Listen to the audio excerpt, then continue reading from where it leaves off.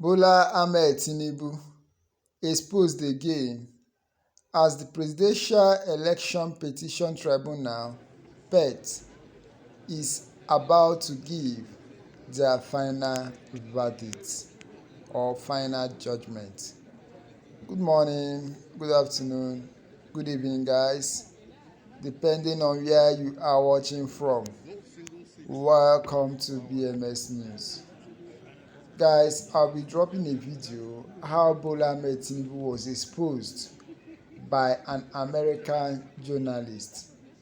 Guys, you see, when we talk about Bola Ahmed Tinubu being an illegitimate president, some persons feel that we are playing a tribal or religious cards, but that is not the real truth.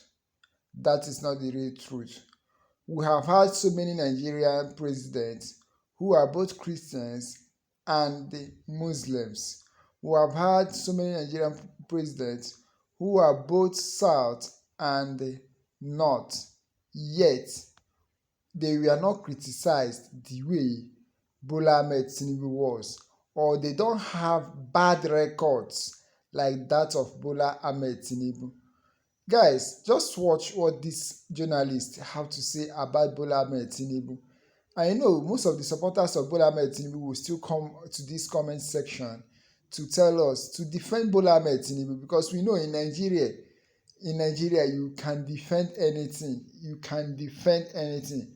We will also see how Bola Ahmed Tinubu's guys will come up to defend their paymaster. Guys, just watch this video. Please, if this is your first time of watching our channel, please subscribe to this channel, like this video, share this video. Please also don't fail to turn on your notification bell in order to be getting our updates. But when I heard him preaching about the sacredness of democracy and free and fair elections in relation to his neighbor Niger, when I heard him as a saint, like Saint Francis of Assisi, talking about the absolute unacceptability of people coming to power in an African country other than, by implication, like him, through a pristine election system, I began to look more closely at him. That's when I discovered he was the bag man. Yes, he literally carried a bag of hundreds of thousands of dollars of drug money in Chicago. He should have gone to prison, but instead he just gave the feds the money. Now, okay, that's a common or garden story in Chicago, which in the time of Al Capone and in the time of Joe Biden is a criminal hellhole presided over by Joe Biden's party for the best part of 100 years. It kind of happens.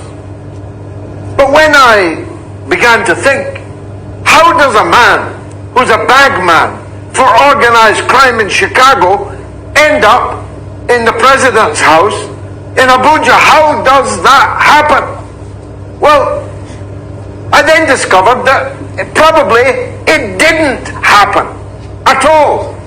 That not only was he a bagman for the mafia, he also stole the election in Nigeria. Now, even then, it was not my intention to get locked into a confrontation with him. I have many fish to fry. I have many conflicts, countries, issues to cover. Guys, you heard that. You heard what this man said, that Tinubu was a bag man. How can he carry a bag of hundreds of thousands of dollars of drug money in Chicago? That he should have gone to prison. That Tinubu should have been in prison by now. But he is surprised that a man who's supposed to be in prison is sitting in Aso Rock as a president of a nation. That he asked, how can a bad man who's supposed to end up in prison sitting in Aso Rock? in the Abuja as a president of a nation, but that he got to believe that he also stole the election. Guy, look at that. That Tinubu also stole the election. You can hear it from the horse's mouth. I'm not even the one saying it. You heard it from the man. That Tinubu stole the election. And now look, if judiciary fail to do what they are supposed to do, it means that Nigeria as a nation will be a mockery in where the international people are. It is right time for the judiciary to do the right thing. Let the judiciary do the right thing. All eyes are still on judiciary. Judiciary should save this nation.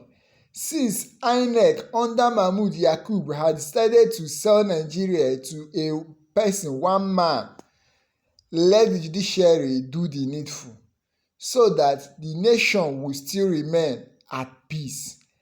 All eyes are still on judiciary. Guys, let's hear you on comment section.